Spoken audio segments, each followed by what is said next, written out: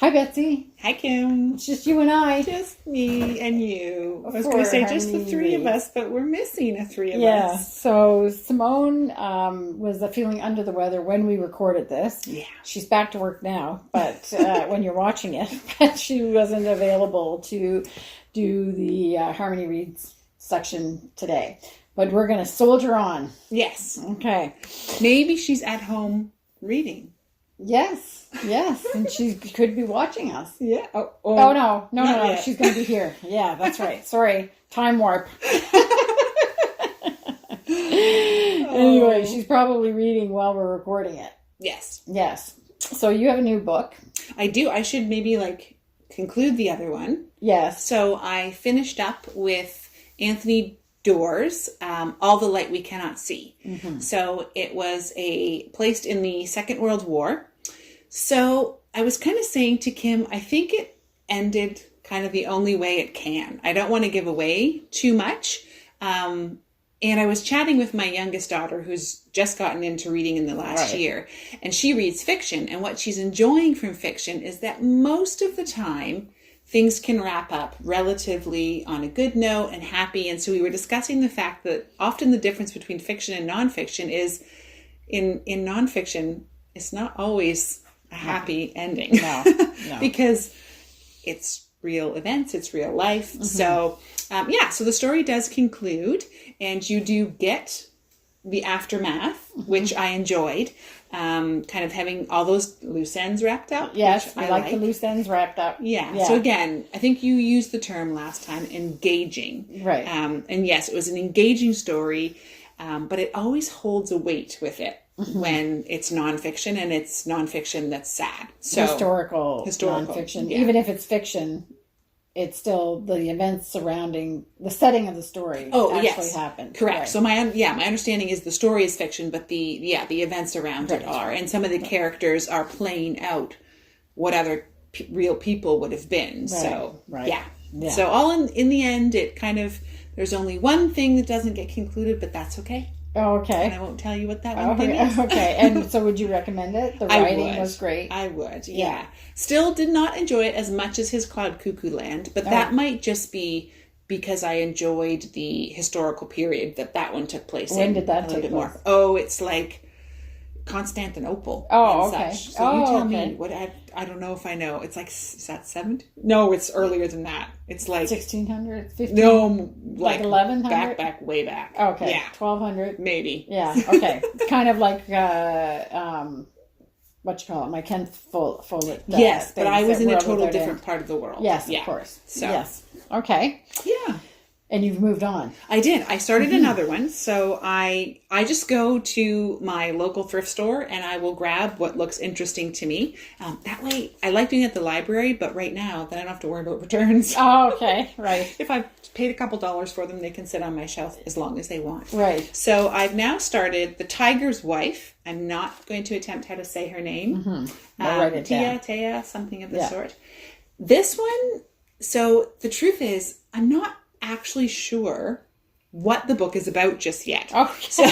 So you're a little ways in it. I'm just using the book cover. I'm a couple chapters in. So that's the thing. There's several events that have happened. I know her grandfather has died. Right. That's not a giveaway. It's on the jacket that told me that was happening. I know she is a medical personnel of some sort. And I know it takes place in the Balkans. Okay. Which I actually had to look up. So I confess my geography is not always the greatest.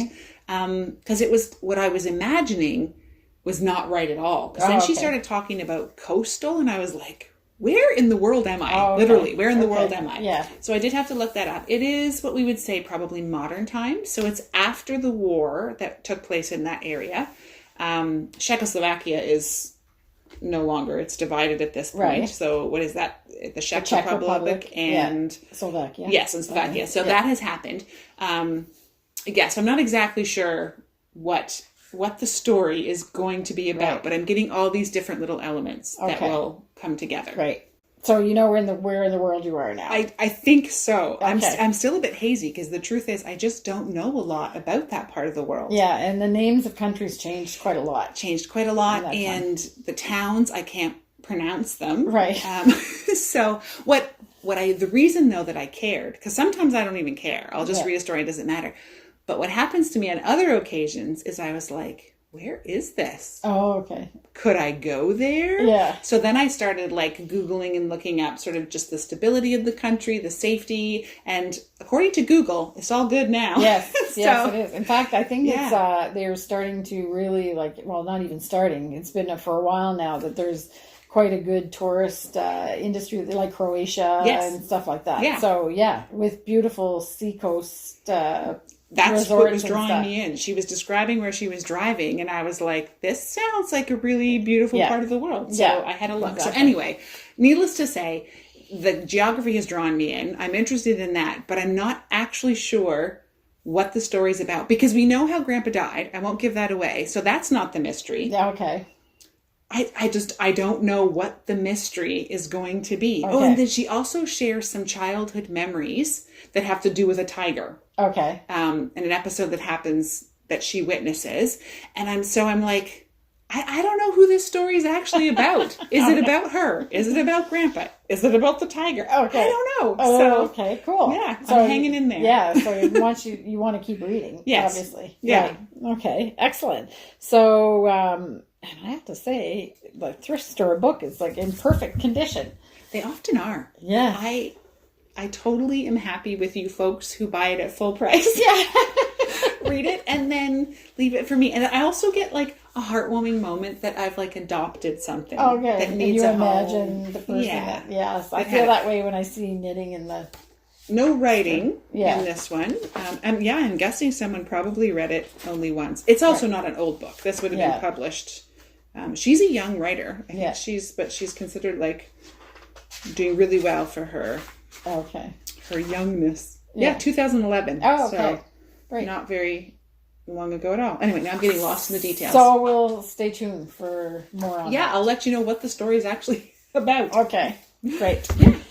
So kind of the same thing as what I was facing with my Suite Française, because you just have all these families. So just to recap, and as Betsy says, I'm not giving anything away. So the premise of the book is that my book is taking place in the Exodus, that was the exit from Paris during the Second World War, which was in June of 1940, I think, that they actually started all moving.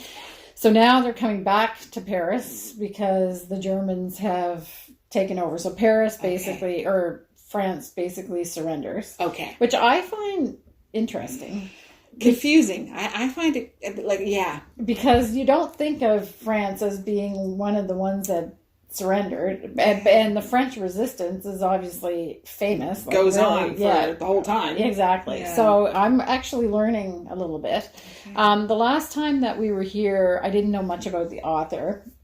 So all I had to do was actually read the back jacket and really find it, because they tell exactly what happened. And I suspected, I did say that she was Jewish, and so she actually was arrested and sent to Auschwitz, and then she died there in 1942. Oh, so the author did? Yes. Oh, so these notes were found, and the book was basically published 65 years after her death. Okay. And the writing was translated, and there actually is a movie as well that was made in 2014, which I haven't looked up yet, but finish the book first. Yeah, exactly. So she, as I said, everybody is traveling on the road. All the classes are,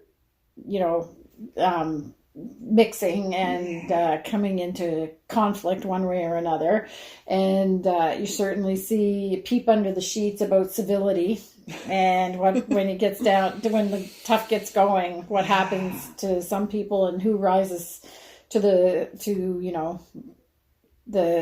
top and who goes down to the anyway. But now people are starting to come back. So again, kind of a heavy topic, and as overarching everything is that the author actually lived through that and didn't live through it. So while she was writing, this was happening. But her writing is excellent, and as I said before, it's definitely engaging, and it's a little bit heavy, but it's not really hard to read. Okay. And is she writing other people's stories? Well, I don't think so. I think it's just things that she observed while all of that was happening, and I think it's kind of like you. I'm not exactly sure, other than the main idea of the book. I'm not exactly sure where it's going.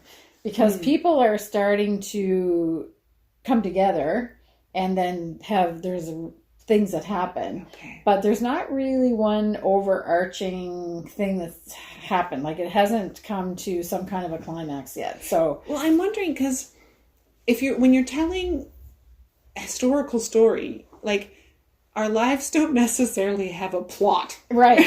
Right. Like, exactly. We don't have predictable climaxes and resolve. Yeah, and it's not fiction. Yeah. And so that's it. It might just be the stories as they are. Yeah, exactly. Of these different families, and finally I'm starting to know who the families are, because I said this before in the last episode, is that every chapter is a stage of that family's journey. So the families are changing.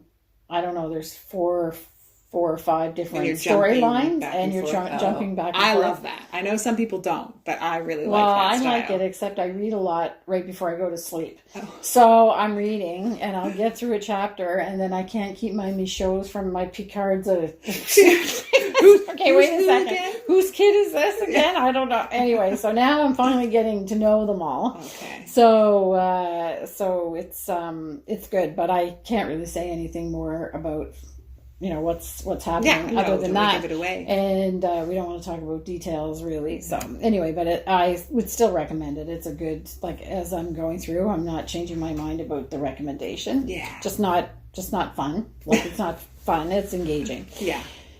But not about a book, but about my journey with Agatha Christie. So so if you're just joining us, I read my first Agatha Christie book back in episode 5 or 5 or something like that. Yeah. This is episode 7, and then I went to school on Miss Marple on streaming and have watched a ton of episodes of Miss Marple. So now you're just like, yeah. So I like them because they're just complex enough that you have to stay in tune, but you can still knit. You can still knit, and each one has a conclusion. Yes. You're not left constantly sort of hanging, so you can decide if you're coming back tomorrow or not. Yeah, that's right. And some of them, though, are pretty complex. Okay. Like all the moving pieces and everything, there's some of them, and some are better than others. Okay. But I would say, and I will go back and read more of those books because... Okay. Also, as I said in a previous episode, it seems that they're loosely based on the actual novel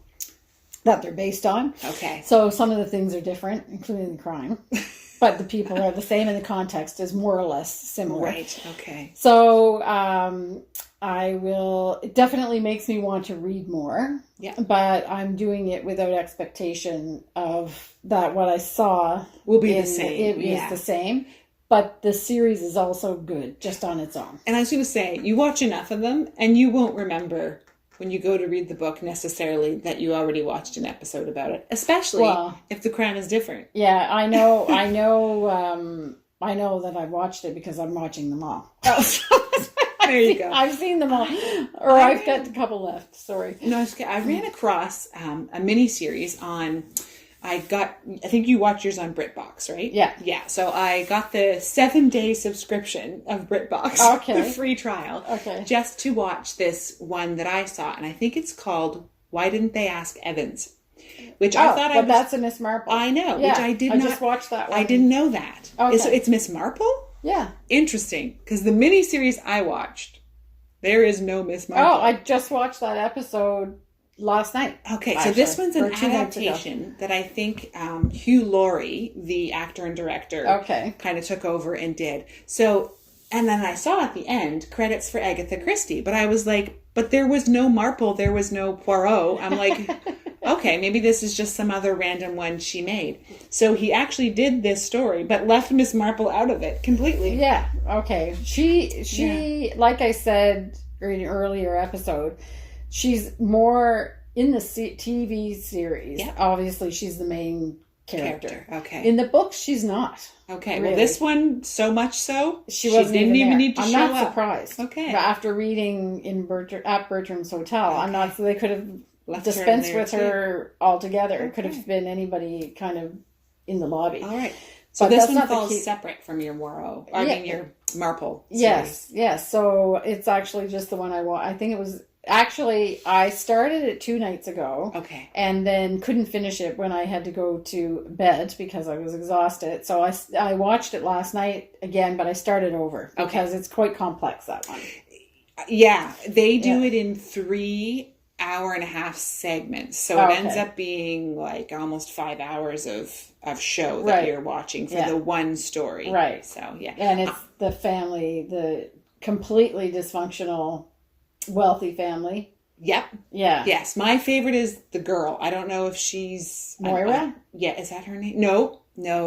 The one who's they've created the daughter. I'm wondering if they actually created a whole new character to sort of play in place of Miss Marple. What was her name? She's that lady. The lady. Yes. Yes. No. She's the main kind of thing. If Miss Marple wasn't there, she's it. Yeah. So what drew me in was her nails and her hats. Oh my goodness! Because it's 1950s. It's a little bit later than some of the earlier ones where they had the really 1940s, like just after the war. This is a little bit further. Yeah. So he's still got the knitted vests. She's wearing some of those anyway. So I wonder if this is the one I was talking about last time, but hadn't made the connection yet that it actually wasn't Agatha Christie. Oh, okay. So if we've completely and utterly confused you, my apologies. It's just like a Miss Marple show. Exactly. You'll just have to stay tuned to figure it out. Yeah, so that's incredible. That's really funny. And like I said, that one's fresh in my mind because I just watched it. Yes. Yeah. So I love the main character. The gentleman in there he's just, this good, wholesome fella. And then there's her with all of her sass and nails. I love her nails. Yeah. So maybe have you finished it? Yes. Okay. So did you meet the doctor's wife? Yes. Okay. I did. Moira. Yes. Yes. Okay. I thought that's who you were talking about. No, but I have met her, yeah. Okay, so then I have a question after we're done. Okay, when we're done. Okay. Because there was one little detail that I finished it, but there was one little detail at the very end that I know must be significant and probably explained in the book, but in the show, they didn't really explain it. Okay. Because she's got a tattoo on her back. Okay. Now we're truly leaving you in a mystery because we're just going to leave it at that. Exactly. Okay, so I'm not ready to start another book, so that's it, and you're reading, and then Simone will have a lot to talk about next time, I guess. Yes, she will, yeah. Yeah. And you're not going to read this time. Oh, no. I did actually have a selection I wanted to share with you folks that we heard at the Harbor Hullabaloo that was connected to the Fiber Festival that we just did. Yeah. However, I couldn't find it online. So I think it belongs to the family that was doing the show for us, the music and storytelling that they did. Mm-hmm. So I'll have a little further digging and see if I can find it. But if not, I'm sorry. It was just one of those things that we got at a live event. Yep. And that's where it'll stay. And if it does belong to the family, then the Pendergast family, is what we're talking about, then I'm sure we probably can get the permission to read it. Yes. Yeah. It was just a fun one. Yeah. They had poems. So yes. If not, I have some other things lined up coming. So I will share with you when it's appropriate. Okay, great. So we'll see you next time. And thank you very much for joining us for episode 7 of Harmony Reads. Take care. Bye.